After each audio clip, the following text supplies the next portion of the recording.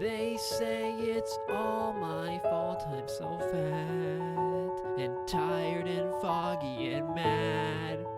But what did I do except run all those laps and eat all the right food? But here I am. The needle hasn't moved, and my jeans have gained an inch or two.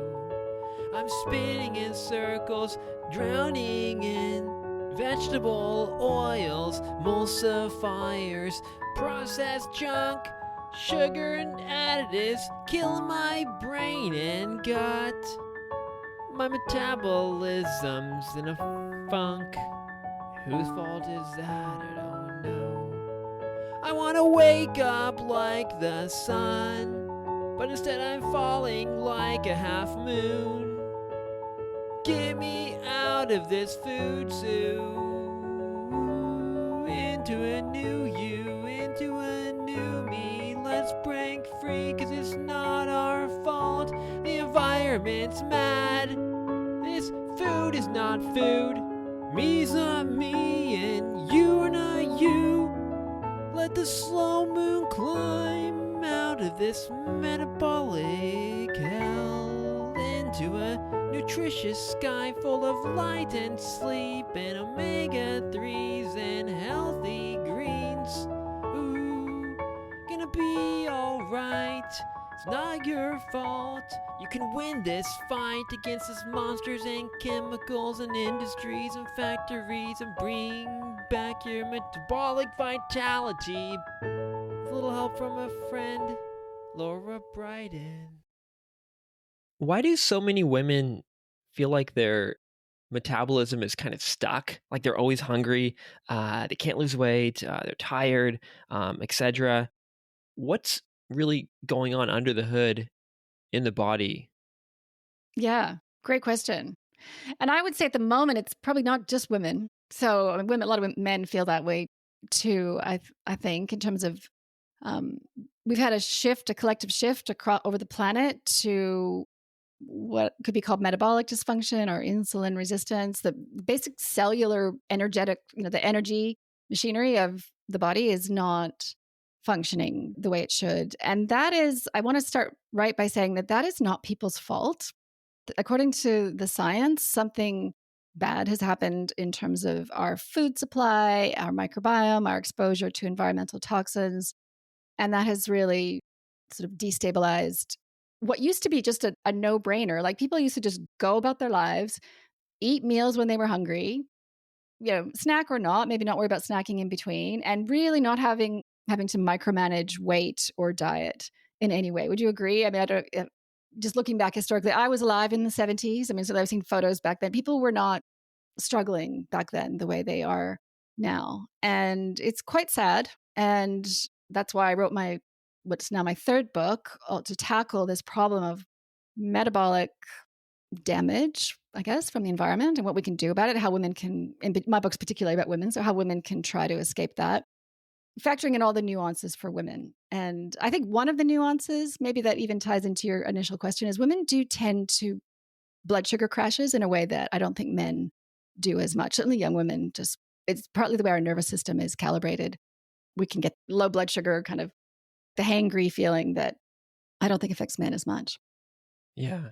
Well, let's dig into some of these environmental pieces. Like you said, it's not, it could be maybe partly our fault, but largely this is overpowering environment of like, how could you get past that? And it sounds like one of the biggest pieces is the food landscape. Maybe we could start with that or something else if you think something else is more important to start with. Let's talk about the food environment is the term the scientists use, which I think is quite good. So before becoming a clinician, naturopathic doctor, I was an evolutionary biologist. I published at least one peer-reviewed paper on sex differences and foraging behavior in animals. And so I've been thinking about this for a long time through this. And once you see things through the lens of evolution, it's really hard to unsee it. It's hard to sort of walk that back. So for a zoomed out biologist view, looking at humanity as a species that has been negatively affected by a number of things, including our current food environment. It's sort of that framing is, I think, quite accurate and scientifically, and also does help to remove some of the blame that and shame that people feel around this if they've happened to, as some of this is around gaining weight, some of this is around it, as we talked about at the beginning, like just not having energy between meals, like needing to keep eating just to keep energy up. So the food environment changed pretty dramatically about 70 years ago. It's the exact timing is somewhat up for debate, because some scientists think there's been it maybe started earlier and there's a bit of a lag time, but it would have been around the early to mid 1900s with food processing. So ultra refined carbohydrates, vegetable oils coming in. We can talk, the vegetable oils are highly controversial. We can talk about that. I don't know if you've had other guests that have tackled that. We've had emulsifiers, food preservatives, a lot of there's a whole chapter in my metabolism book of, which aspects, like what is it exactly about the modern food supply, AKA ultra processed food? Like, is it the lack of protein? Is it the high refined carbs? Is it the emulsifiers, which actually directly damage the gut lining? Is it, it's probably a combination of all those things. The food supply actually currently contains environmental toxins as well. In some of the, not just in the packaging, but in some of the food itself. So it's a lot for scientists to try to tease that all apart, but it's pretty clear that something really terrible has happened to metabolism, that people went from, as I said at the beginning, just being able to live their lives, eat meals, not think about it too much, to just a lot of my patients, certainly and my readers, being very confused, very distressed, feel like their eating is kind of out of control. Like they try different, they don't know what to eat for one thing. They try different changes. They can only stick with it for a while. And then they fall off the wagon, and their, potentially metabolic markers keep getting worse. So it's, again, I was going to say to people, it's not your fault. It's, as long as we're still eating, the modern processed food supply, it's going to be almost impossible to have, good energy or normal hunger. I would say some people are genetically more resilient to it than others. Some people have been hit really hard by it, that's where the genetics comes in. I think there are a few lucky individuals who just, for whatever combination of reasons, don't gain weight or don't get the metabolic dysfunction, but they're getting other things. It's hitting their immune system or it's hitting something else. Okay. Yeah, I've never talked about vegetable oils yet on this podcast. And you mentioned emulsifiers and all these different ingredients or things or whatever you want to call them. But first, yeah, I do want to go there. But first, what do all these sort of processed foods or items or whatever have in common in terms of this conversation about metabolic health? Well, they're all potentially, as I said, damaging. Damaging does feel like a strong word, but they're doing bad things to the mechanisms, the underlying, under the hood kind of machinery of metabolic health. So that would include the microbiome, like the gut bacteria, the hormonal signaling between the gut and the brain. Case in point, I'm sure you maybe have had guests, or about the famous GLP-1 medications that are sweeping the world, of the Ozempic and Wegovy and all these. They are analogs, synthetic analogs. They're not body identical, so they're not exactly the hormone, but they're a version of that hormone, with a synthetic version with a longer half-life. It's a gut hormone. So it's one of the key sort of gut hormones that is supposed to be communicating to the brain. This is how much food has come in. This is, there's this whole intricate network of hormones, of organs talking to each other. And that has been disrupted by different things, arguably, but a lot of it's potentially coming from the food. And we do know, for example, that because sometimes like a detail, an example can help people understand what might be happening here. So we know that ultra refined carbohydrates, as opposed to whole food carbohydrates, so like a sweet potato versus pasta, like white pasta or something like that, those two are quite different things. The sweet potato is what they call cellular carbohydrates. So the carbohydrates are actually still inside cells. Whereas when it's been all pulverized and micronized, basically, it doesn't, when it hits the gut, researchers are making these findings that, wait a minute, it's not signaling the hormones the way carbohydrates supposed to. It's like the gut doesn't really notice what's just come in. It doesn't recognize it as food. And so it'd be one mechanism that, this communication's failing. By communication, I mean the metabolic signaling. And then another mechanism would be those same ultra refined carbohydrates can promote the overgrowth of unfriendly bacteria, bacteria in the small intestine where they're not really supposed to be.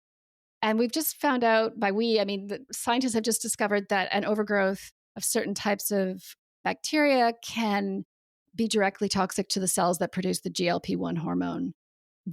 I'm just bringing it back to GLP-1 because it's a famous hormone. It's one of dozens of hormones that are involved in all of this, hundreds probably, but it's a famous one. So it's a good example to give. So now people are basically GLP-1 deficient, if you will, not genetically, but because of induced by the food environment and other factors probably. Does that make sense? Yeah. And it gets my philosophy brain running too of like, how do we even get here? Why are we isolating these components of the food and somehow thinking it's going to work? What's sort of the philosophical assumption behind that about how reality is connected or not connected or something? And what are sort of the assumptions behind that? Well, this might interest you then from a philosophical point of view.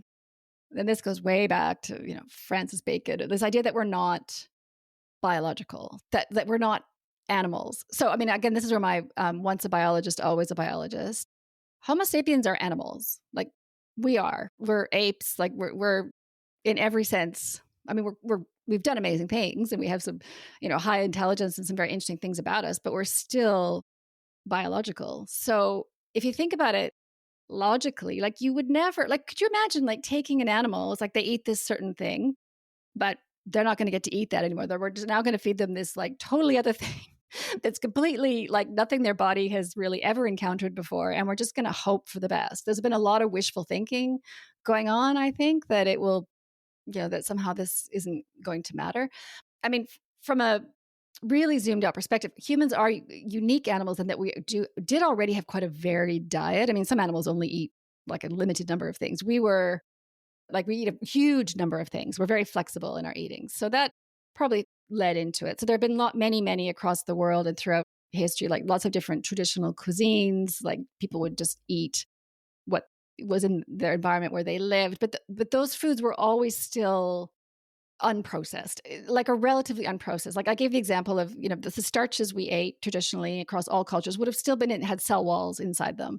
So, and even processing, like even making bread, which we've been doing for thousands of years, is different. It's not the ultra processing. It's actually still quite a different process. In the book, I talk about how the scientists differentiate between just processing, which include cooking, fermenting, those activities that we have done to food make food healthier. Basically, they make food. They sometimes will. Some of those like fermentation can help to remove toxins from plant foods and actually just and cooking can like make food easier to digest. And so it was all like very human centered. It was like this makes food better for us.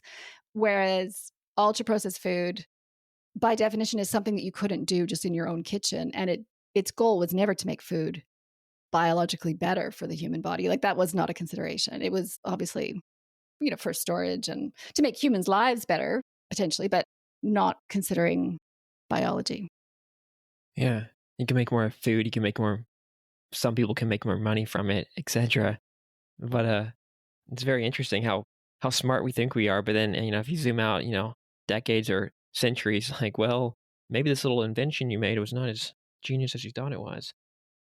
Let's talk about vegetable oils. I think we touched on it, but let's do a little crash course on that. Yeah, so it's an interesting case study. I certainly don't, in terms of vegetable oils, I don't think through my scientist lens that it's the whole story. I don't, but I think it's been part of it. And it was a really classic example of hubris or wishful thinking. So we went from literally millions of years of eating a certain way. Mostly our traditional diet as Homo sapiens would have been across all environments. So it would have varied, obviously, depending like the exact items. But we would be getting different ratios of macronutrients. So some people more protein, more fat, depending on where you were in the world. But the main fat coming in traditionally would have been saturated fat, of which there is I'm not saying all saturated fat is fine and there's no problem. So I'll just preface it with that. But there is, as another example in that, there is a saturated fat called C15, which is a 15 carbon saturated fat, which is actually, according to some scientists now, considered an essential fatty acid that we might need to slow aging and stabilize cell membranes. And So this is an example of, we would have just had that without thinking about it. Like, our ancestors didn't think, oh, we're eating this, animal fat or because of the C15. Like, they didn't know about that, but this was just a normal part of the human diet. And then about 70 years ago, it kind of does line up. And I know correlation is not causation, but it does kind of line up. It was like, we can make these vegetable oils, out of soybean oil or this corn oil. It's going to be so much cheaper than butter or lard or the traditional cooking oils. And we're going to also sell people on the fact that they're healthier, in air quotes. I mean, this is the question now we're grappling with 70 years later. Like, have they been healthier, or was that wishful thinking? So if your curiosity is sparked by this, I mean, you'll have to bring back some like lipid experts, because I do talk about this in my book. I'm quite cautious in some of my phrasing around it. I will just say, like, for context, it is true that a high amount of saturated fat in a person who potentially has insulin resistance or also a lot of sugar, or depending on what else is going on with them, that just straight up amount of saturated fat is possibly going to be is inflammatory and potentially not ideal. So I'm not debunking that, but at the same time, in a different context, in a metabolically healthy person, when there's not insulin resistance, and I quote one of the big meta-analyses in my book, like, there's actually despite the narrative we've had for 70 years, there's, really, well, especially for the last 50 years, despite all that strong narrative that you must, avoid saturated fat and switch to vegetable oils, there's no concrete evidence that saturated fat drives death from heart disease. So people can check the citations in my book. Your listeners will have heard some of this already. I think it's controversial because it became politically controversial in the US, which neither of us, you or I, are there today. So maybe we can just bow out of that. That's not I'm Canadian, so I don't have any politics behind this. This is just totally through my lens. I mean, I was concerned about vegetable oil 25, 30 years ago when I first started practicing. There were some early scientists just saying, by vegetable oil, I mean, I'm talking about the high dose omega-6 oil specifically, which is interesting because it's this molecule that called linoleic acid, which is both a nutrient, it's an essential fatty acid, like we actually have to have a certain amount of it, and then at a high amount and in ratio to omega-3 and potentially C15 and some of these other beneficial fats, it becomes inflammatory potentially. So it also interacts with the endocannabinoid system, which is this part of the nervous system that does many things, but also is very involved in hunger and appetite and metabolism. And so there's some pieces of research that are suggesting that, really high dose omega-6 could be driving some of this metabolic dysfunction and weight gain. And again, not from a caloric perspective, but just from a biochemistry signaling perspective. Yeah, and for me, it's the actual experience of when I mean, you can't isolate the ingredients, but it seems like, okay, it seems like it could be the vegetable oil in this food. And maybe that's why I'm feeling all, I can't think, all foggy and irritable and whatever, nasty, And then the opposite for me would be like foods like fish with omega-3s, for example. I know, like, oh, this makes me feel great. So there's like sort of the experiential aspect of it too. And again, where it's hard to really do the real experiment on it. But I mean, your intuition might be leading you in the right way. Well, it's funny because that's almost straight out of my book. So I mean, in the book, I do try to include some citations for people, but also, I give the exchange that my husband and I have had many times where he's like, why do we always feel so terrible after restaurant food? I'm like, I don't know. I think it must be the vegetable oil, like, because otherwise, like, it looked good on paper, like and it tastes good, like, it's it'd be vegetables and some meat, but there's still something about it that's not the same as cooking at home.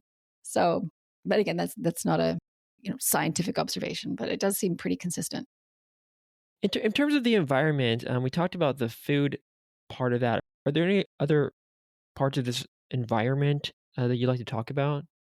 Yeah, well, there's environmental toxins, which one of the papers I put in the books estimates that maybe about 15% of the current epidemic of metabolic dysfunction could be directly attributed to environmental toxins. So these are, it's a whole group of toxins called obesogens. So they damage metabolic health. They promote weight gain potentially through different mechanisms. There's certain medications that, depending on who if you've interviewed scientists, like how many scientists you've interviewed before, but they're, and I'm formerly a scientist. Can appreciate this. Whatever the scientist is studying, his or her thing is like everything. They'll be like, just really convinced it must be that, it must be this, and which makes sense. And that we need people that are, super focused on their thing. But you read some of the papers, like occasionally you get a paper like, oh my goodness, what if all of this is from, these particular sets of medications that have, like an example would be where some of the question marks are around it are antibiotics promote weight gain and damage metabolism, especially in a multi-generational, like transgenerational, like crossing generations. So do you know the term epigenetic? Yeah. So this is, I remember when epigenetics was first proposed, like not that long ago, like 20, 25 years ago, I was fully just thinking, okay, this changes everything. Because back in my biology degree, 40 years ago, like we were told you just have the DNA, like it shuffles every generation, like a new deck, hand of cards. And then you just, like, you're back to like a clean slate with the fresh DNA. That's not what happens, actually. The DNA gets tagged and switched on and modified by the environment, by the food, by medications, by, in both sexes. So it's happening in sperm and certainly in the woman. And then that gets passed on. So then you get people, this is why the scientists say that the epidemic in metabolic dysfunction is amplifying every generation. It's like you're now getting kids born who are prone to type 2 diabetes and fatty liver as kids. Like, that was absolutely unheard of even 50 years ago, even with a terrible diet. Like, because back in the 70s, there were some kids obviously being fed, not through their choice, but, being exposed to a lot of ultra processed food, even by then. But they weren't getting fatty liver because of this amplification. Like, so now the younger generations are much more vulnerable. Some of that could be from, in theory, exposure to multi-generational exposure to certain medications or toxins. I mean, there's even other things, like people are concerned about circadian rhythm, what role that might play, because our body clock is a huge part of metabolic health. It's hard to overstate actually how important it is. Like, every organ in the body has a body clock, and they like to all be synced. So if your brain, like your eyes are seeing light, okay, it's morning, that's the time your liver and gut should be like, right, it's morning, we're going to eat something, everything's lined up. But if that gets out of alignment, and this is where you're like, if you're eating at 3 a.m. and the body gets really confused by that. And fun fact, if you're interested, so a lot of studies are done on mice and rats. They're nocturnal. So we're diurnal. We're daytime creatures biologically.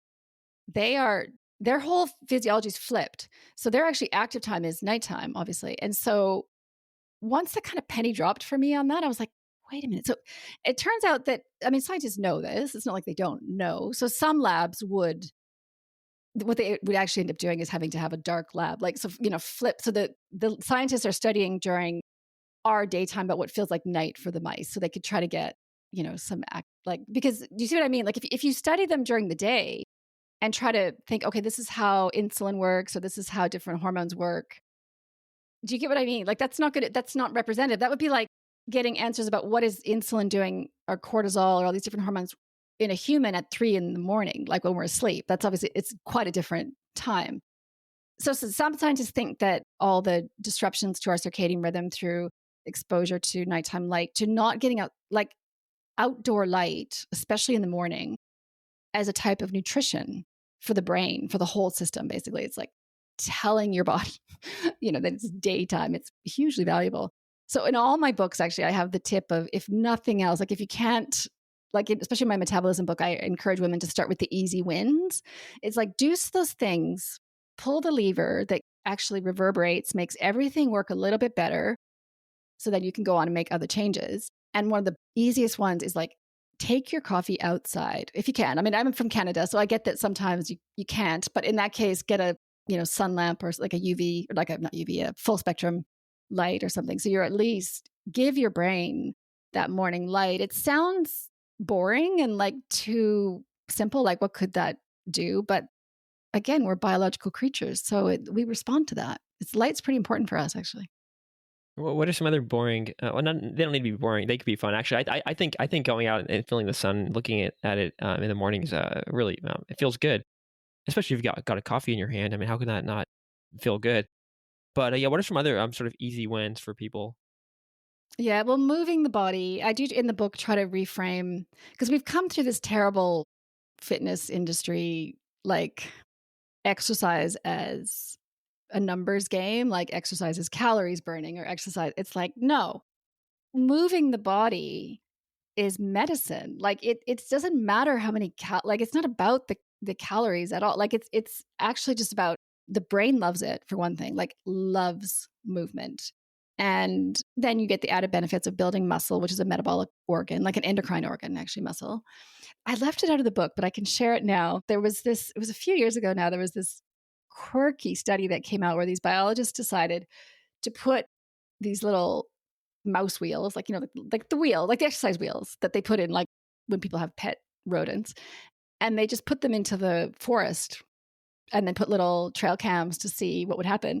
And the mice started using them like for fun, like for no reason. Like they came out of the wild and found this little, or they're in the wild and found their little exercise wheel and ran in it for a while. And then to me, that illustrates animals like to move. It's kind of what probably defines us as animals. So it's, from a metabolic health perspective, I try to encourage people to reconnect with that. Like, what is the type of movement that you like to do? Just putting aside for the moment, like all the advice we've had, because as you know, every few years, it's a different piece of advice of what is the best exercise, what is the best time. It's like, just put that aside. Like, what do you actually feel like doing and like enjoy doing? Even if it doesn't feel, even people don't want to exercise, and I can relate, but like even if it's just like I'm just going to go walk around the block, like I'm just going to do 5 minutes of something, go out in the kayak or play like a quick basketball, whatever it is, like something, because it usually once you get moving, it usually turns into more, and so that's pretty simple. Yeah, and I guess once you remember you're an animal, it becomes very obvious and almost fun too. Okay, well, so there's all the environmental kind of stuff going on that we sort of can avoid, but not fully. Then there's stuff that's even more like wired into us, hormones, and this is even more powerful and more of a factor for women. We can touch on the female hormones or just in general for everybody, but yeah, there's this cycling going on amidst all that background noise. So yeah, let's talk about that. Yeah, let's do it. I was just thinking you must have read my mind, because I was just thinking, well, we should definitely get to female hormones. So first, before we get to the female hormones, so related, but hormonal birth control. So just to state categorically that certain types of birth control cause weight gain and damage metabolic health. So that's an added thing that women have had to deal with. That would be in the category of actually medications that have a negative effect on metabolic health. That would include certain antidepressants, statins, potentially hormonal birth control, antibiotics. There's a list of and again, I'm not saying to people never take those. I mean, I just had a course of antibiotics for surgery that I took them. So it's like, it's not about never taking them, but it's just about, again, like big picture, kind of thinking about what all these different factors are. So in terms of female hormones, I'll frame it this way, so both our main two ovarian hormones, estradiol and progesterone, are both metabolically beneficial. They each have their own kind of powers. And I'll just share with you and your audience like how I see this, again, as a former biologist, been thinking about this for many decades, I guess, half a century thinking about this. My version would be the normal standard version of mammal/human physiology is cyclic. Humans make their hormones on a monthly cycle. I mean, females do, obviously. So I kind of like to just flip the script and be like, males are quirky and unusual, and you make your testosterone every day. It's sort of just a weird, although actually testosterone, on this topic, whenever I talk with hormone scientists about this, we always get a little testosterone tangent, because I'm trying to normalize that women are cyclic. But then there's this, counterbalance would be men are steady state, but they're not actually. Testosterone's not steady state at all. It spikes in the morning, so it's got a real diurnal rhythm.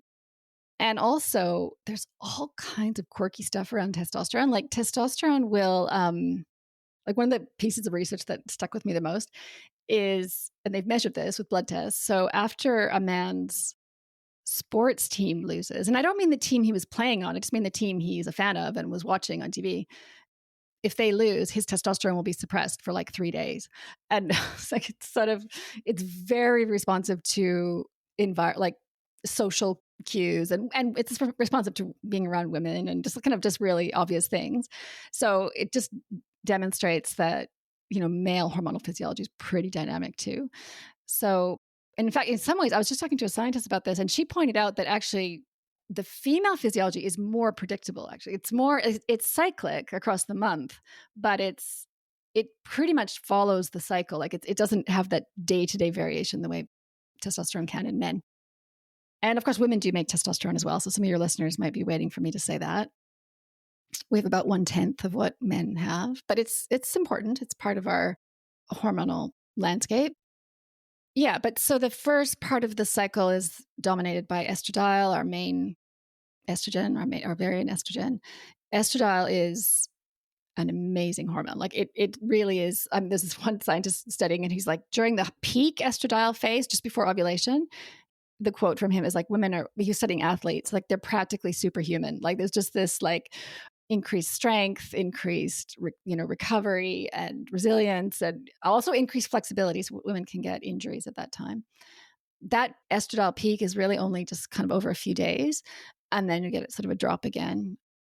And so as a really basic hormone primer, like I've realized a lot of people, this hadn't gotten through to a lot of people, but in a normal menstrual cycle, approximately monthly cycle, estrogen drops to menopausal levels during the period. So that's 100% normal. I mention it because sometimes I've had patients who are like, oh, my estrogen's really low on blood tests. But if you had that blood test during your period, basically during the early days of your cycle, that's totally normal. Very low at that time. Then it goes up. And then the second after ovulation, if ovulation occurs, and it doesn't always, in fact, about 1/3 of cycles in any given woman will be what's called anovulatory or no ovulation. And it's hidden. They wouldn't realize because they still get a period, even though they didn't ovulate, have the main hormonal event. But if ovulations happened, then progesterone is made, and a huge amount of progesterone is made. Like it's monstrous amount compared to estrogen. And it's quite an interesting hormone. I'll refer people, if you want to put in the show notes, I have written some content around progesterone lately. I call it the chameleon hormone. It's really paradoxical. Like it's both very calming. A lot of women love it. And it also can make women feel kind of not great. And it sort of depends on what's going on with them to some extent and other aspects. So yeah, it's really only stays around for a couple weeks and then it goes as well. Like I say in my first book, progesterone has the lifespan of a butterfly. It's like enjoy it while you can, and then it's gone again. And progesterone raises body temperature. So it's quite famous for that. It raises it by about 0.3 degrees Celsius, 0.5 degrees Fahrenheit, which is measurable. So this is where you get a lot of women, I'm sure a lot of your listeners are tracking, like whether if they're wearing like a ring or watch or like a wristband or whatever it is, tracking different metrics, tracking temperatures, you can actually track your menstruals. Like you can know exactly to the day when you ovulated and pretty much when you're going to get your period because of that short lifespan of progesterone. So as long as you're making progesterone, your temperatures go up and they kind of stay up. And then when they drop, your period's coming the next day. And if they don't drop, you're pregnant. Basically, there's almost no other reason for temperatures to stay high. It's such a handy metric. And about 15 years ago, I'm trying to remember the approximate date. It was like in the mid 2000s when the first devices were coming out. People were like, oh, it's so cool. We can measure this. We can measure all these things. Those early apps were not tracking ovulation with temperatures. I'm like, that's the most, through my lens, that was like the single most obvious human metric to track in a way because it's so like defined. They all do now. And in fact, some women use that tracking. There's a couple algorithms out there that you can use those temperatures to basically know when you're fertile and when you're not. And I mean, people might know about this. It's called fertility awareness-based methods. There are some ways you can use that information to avoid pregnancy or achieve pregnancy, either direction. Because women are so men are fertile every day. women are fertile technically 1 day a month, but it works out to 6 days because it can live in the reproductive tract with female reproductive tract for 5 days. So yeah, because of the lifespan of sperm, it's essentially 6 days when a woman could become pregnant, and the rest of the cycle she cannot. So it's powerful information. But to be fair, you can't really guess at that, though. I would caution people, like, you simply cannot look at your standard period app on your phone and think and look at, when it's guessing or estimating you're going to ovulate and somehow rely on that. No, you really have to track temperatures or cervical fluid or other things, other ways of kind of getting objective knowledge of ovulation. I guess the next segue would naturally be to talk about these different periods of the woman's life, not the period, but say puberty and menopause and perimenopause and these things. So again, in my latest metabolism book, I have a section on, right in chapter 1, like why a book for women. It's just because our physiology is so, well, to me anyway, very fascinating. I mean, like I said, I characterize it as this normal version of physiology, but it's cyclic, monthly.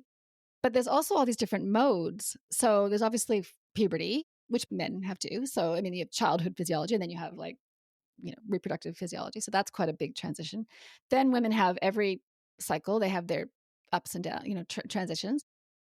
And just to give other examples, so in the high estrogen phase of the menstrual cycle, women are typically, and again, it's not a rule, but often more outgoing, often just want to get outside more, are less, naturally less hungry because their body's in this kind of seeking mode of just go out and explore your world. And then the second half of the cycle with progesterone is women are naturally more hungry. And so that's one of my messages, because women need to know that it's not their fault. We've had generations of women beating themselves up. It's why do I have these cravings? Why am I so, you're hungry, you're hungrier. You actually need more calories at that time, and your body needs more protein, more sodium. It's just so one part of addressing premenstrual symptoms is honor your body, give it what it needs. It needs more rest. It needs more sodium. It needs more protein. Obviously it's not ideal to go down the path of junk food during that phase, but if you can, with whole foods, give your body what it needs, then you're working with your biology, right? Not against it. So there's the menstrual cycles, but then when women also have pregnancy, postpartum, and those themselves are you can imagine, there's a lot going on there. I do have some sections in my book about those two phases. Postpartum is a very low hormone phase, very low. It's essentially like a menopausal. Estrogen and progesterone are menopausal, but there's a lot of prolactin and oxytocin around. So oxytocin is a very interesting hormone, metabolic hormone. So breastfeeding women have got that going on. And actually there's been some research into potentially using oxytocin in women in menopause to alleviate, help bone health and metabolic health and symptoms, and, there's other ways to make oxytocin. And then of course we've got perimenopause, menopause, which is getting a lot of attention right now. So my second book's on perimenopause. I said that's called Hormone Repair Manual. So that came out in 2021. So that was just ahead of the curve. I seem to always be slightly ahead of the curve, which is good. But that was slightly ahead of I don't know what word to use at the moment, but perimenopause, it just gets super saturated. There's a lot about perimenopause right now, out there. There's a lot of people talking about it, mainly because of the millennials hit perimenopause. I think that's partly what happened. I'm Gen X. So, not that I totally believe in the whole generations thing, but I think, just purely from a demographic, millennials are a big generation. So there's a lot of women in perimenopause right now. So there's a lot going on. And I'll just, unfortunately, I think part of the result of some of this awareness raising, which is good, is a lot of women are very frightened and confused and feel broken, basically. So I will just say that I wrote a book on perimenopause. I'm generally supportive of hormone therapy. So I'm definitely not in the camp of being anti that or anything. I spent 30 years prescribing hormone therapy, including what's called bioidentical or body identical hormone therapy. And I take a little bit myself. So I'm not anti it, but there is this narrative that, unfortunately, that menopause is a disease state, somehow a deficiency state. And that is not what, from a scientific, again, from a biologist, evolutionary biologist perspective, that's not what's going on. It's actually I'm just going to get a little like biology geeky because I mean, I think that, I mean, this might appeal to you, I hope, to your listeners, but it sort of just zooms it out a bit. Like from a human perspective, it could be argued and has been argued by some scientists, including in a book called The Slow Moon Climbs. This woman owes like a lot of her book sales to me because I talk about her book all the time. But it's like a deep dive into essentially the evolution of menopause, except you could frame it as what the evidence seems to show is that a longer human lifespan for both sexes evolved or was selected for because women in their post-reproductive decades are so freaking beneficial for the human group that those long-lived genes were selected for. So women in their 50s, 60s, even into their 70s, that's not an accident. That's been happening for as long as we've been human. And there's another paper I've recently shared with my social media, just making the case, like through that lens and through various other pieces of evidence, like the human body is equipped to do that. Like this is a transition, just like we go through other transitions. First puberty, I would call, then pregnancy, postpartum, I would call perimenopause, second puberty. These are normal transitions for a human female. And the fact that many, and I understand like many women, not all women experience symptoms with it. It's not inherently, it shouldn't be inherently symptomatic. A lot of women do experience symptoms, which is valid and real. And there are, in some cases, going to be some longer term negative health outcomes from that transition, especially if the transition is happening in the modern food environment. And I talk about this a bit. It's a tipping point for health. Like a lot of transitions, puberty is the same, actually. It's kind of a tipping point. So if things are not going great with health, postpartum would be the same.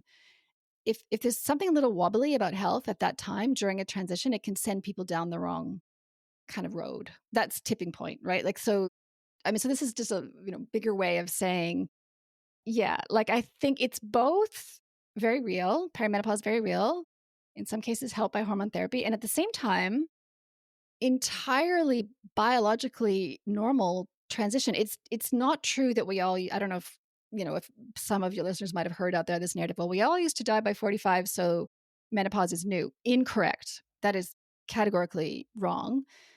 That's a statistical average. So the life expectancy average used to be a lot lower. And a big part of that was from the fact that until not even 200 years ago, only 1 in 2 children made it past age 5, which is just heartbreaking. Like that was human reality, is just very high infant mortality, very high. And so if you think about it, like from a statistic, like you factor that in. So the question is not, if you get 2 people born and one dies at 2 years old and one lives to 75, the average life expectancy is 35 for that sample of 2. So the lifespan, the biological lifespan for humans has always been around 70. There's a hard ceiling at some point, but like even in the fossil record, in the historical record, like those lucky human individuals, both sexes, who managed to escape all those hazards of infancy and then, infections and injury and all the ways that young people used to die. And we don't anymore, which is great because of modern society, antibiotics and all those things. But even a modern day forager people, they go into menopause. Like they go, their periods stop, they're happy about it generally. They keep living into their 60s and 70s and they, get a lot done. And I'm very passionate about it because of my evolutionary biology background and interest in that side of things. And if you want one more little detail about it, which might be interesting, I'm just trying to think of what might be interesting for you or your listeners. So anything like in evolution, they crunch the numbers, right? They're like, why would this be selected for? Like, what are the conditions where this trait would evolve, right? And so in humans, a long post-reproductive lifespan in females, or either sex actually, but is weird, right? They're like, there has to be an explanation because that just like, she can't make her babies anymore. So what is happening? So, it's more broadly this idea of the grandmother hypothesis that the older women were improving the survival of their offspring. And so therefore, their genes would get selected for that way, their long-lived genes. But also very specifically when they crunch the numbers, because there's only a few other species of mammal that do this, orcas are the big ones. Orcas and pilot whales and humans basically have this long. It's not so much why do we stop ovulating at some point, it's why do we keep living for so long after. It's weird. And it evolves when it's selected for, as far as they can tell, at least one line of analysis, a post-reproductive lifespan, aka menopause, is selected for when adult sons stay with their mothers. So basically, this is true in orcas. So the adult males stay with their mothers, and she improves his survival by various mechanisms, including, she knows where all the good food is. She also, in orcas, one of the quirky things, the matriarch discourages or protects, or she encourages her male offspring, her adult sons, to fight less. So they live longer, basically.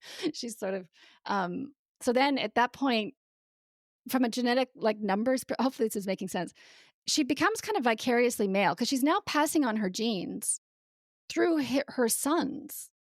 And males can make a lot more babies than females. So she's sort of become like her, grandchildren through her sons.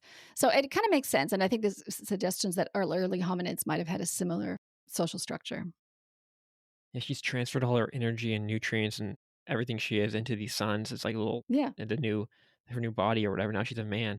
Yeah, exactly. Yeah, she's vicariously male. Okay, so you got it. Yeah, that's what I was trying to explain. But it's interesting that makes us think about the same kind of thing with other species as well. Like, interesting.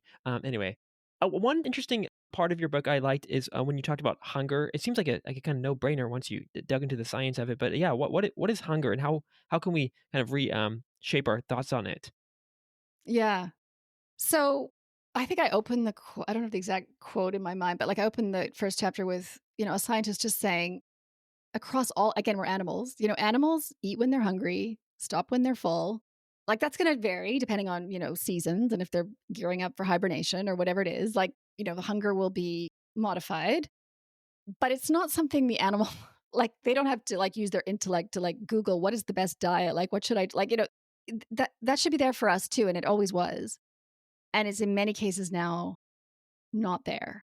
The hunger regulation has failed. That's one of the regulatory mechanisms. And they work in tandem, right? So this network of hormonal signaling and nervous system signaling that controls are you hungry? Are you not hungry? That's also toggling pretty much with how much energy you're burning as well. So they two kind of go together. So you'll be, less hungry, burning more energy, or more hungry, burning less energy.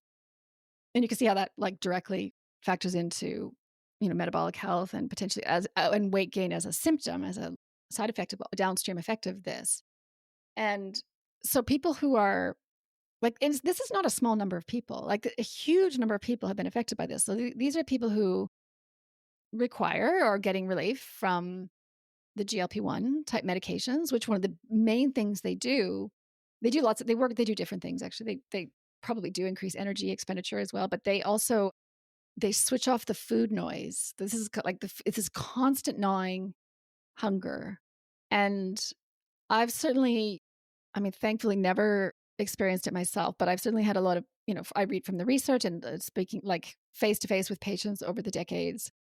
It's a very distressing place to be when you're just always thinking about food.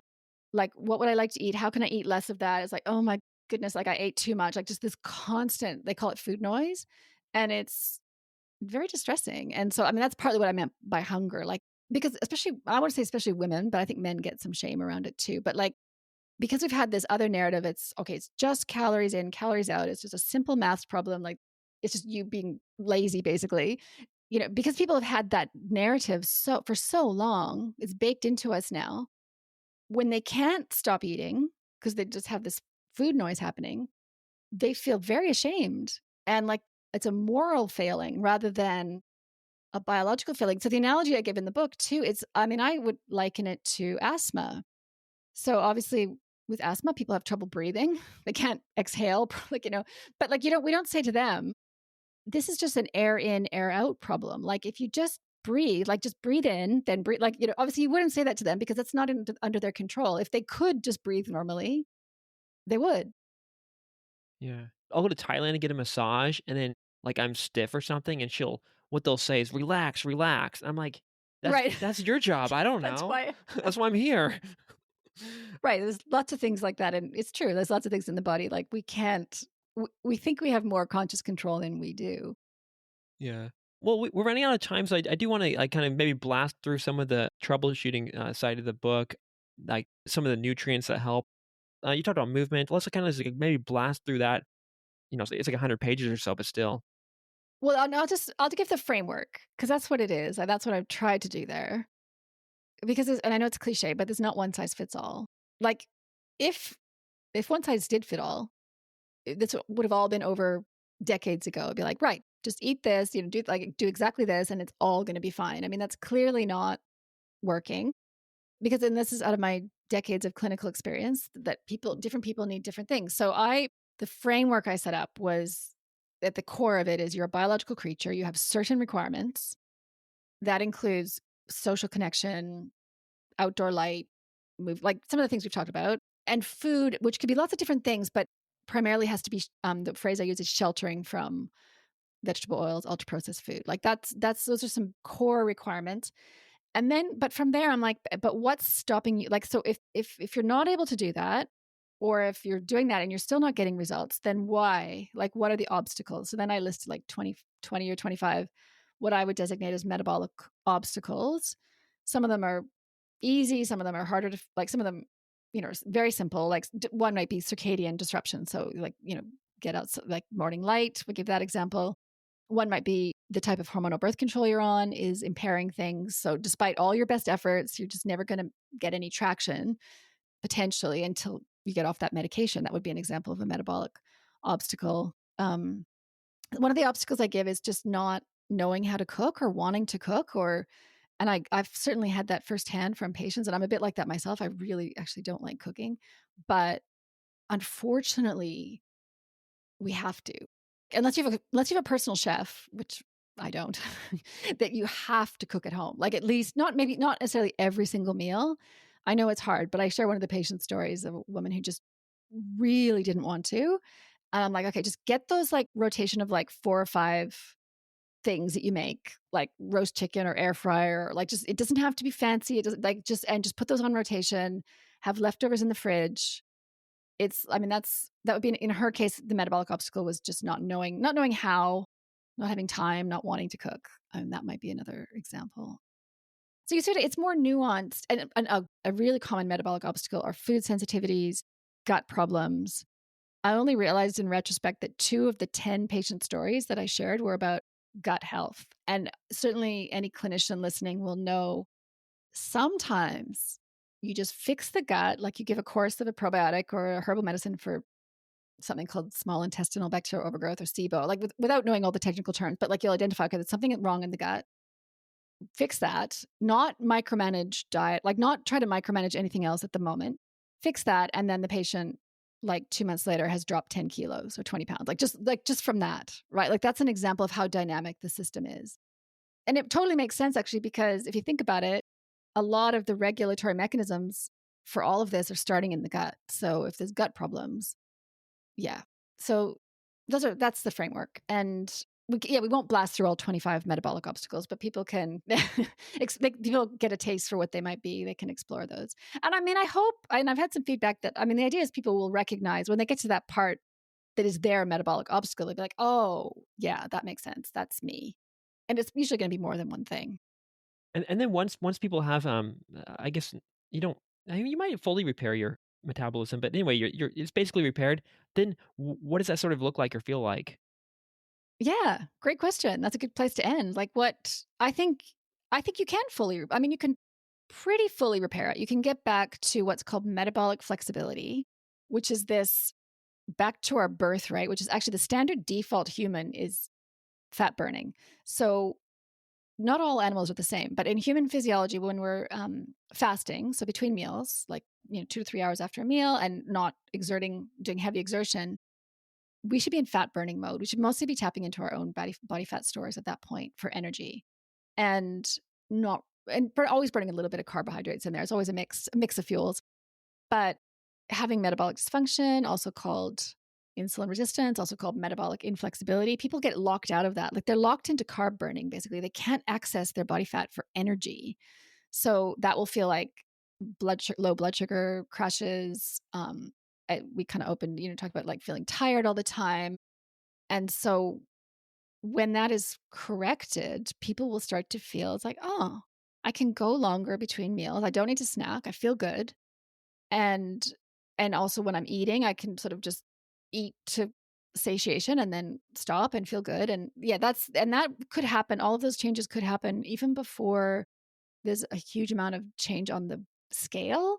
So I do encourage people to not focus too much on the number on the scale, because that can be very misleading. And especially if people have been trying all different, I'll try this diet and I'll try this one. It's like, oh, it's not working. And then giving up on it before, but not realizing that maybe, as I said, like under the hood, things are changing. You're feeling more satisfied between meals. You're not getting the blood sugar crashes anymore. That means you're on the right track and that the weight loss will eventually come. So the metric to watch is not weight, unfortunately. It's the most obvious one, I guess, and the one people understandably want to see change. But I encourage people, there could be a lag time of like 8 weeks between just, normalizing physiology, getting insulin down is a big part of this. And then finally, eventually starting to see the needle moving on the scale, like sustainably. And then let's just end with some resources, mainly yours, where people can go to learn more or read more. But also if you have some extras that are from other authors or people or whatever, that's fun too. Yeah. Well, there's the book I mentioned, The Slow Moon Climbs. If anyone it's very dense, like evolutionary biology kind of book. But if some of your listeners might want that. There is the name that popped into my mind. I mean, of course, there's lots of people in the metabolic space. So like lots of really good people. And there's people writing about the vegetable oil side of things. I'll actually just mention one. I don't know him or anything, but like I follow his newsletter called Chris Masterjohn. So he's got quite a bit, some of it's behind a paywall, but some of it's free content on lots of nutritional topics, but including vegetable oil. There's an insulin researcher, Benjamin Bickman, who I think seems to really understand, some of the insulin physiology that's at the core of some of this. So hopefully those are helpful for people. And then my book, Metabolism Repair for Women.